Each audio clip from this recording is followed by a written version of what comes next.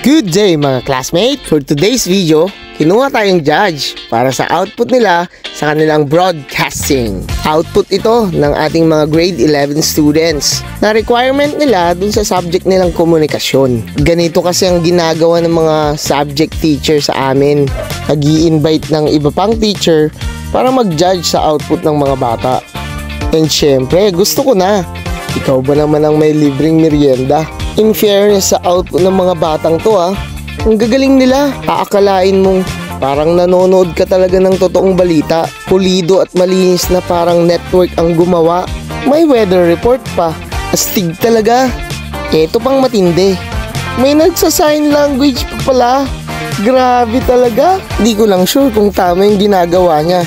Pati patalastas, hindi rin nila pinalagpas.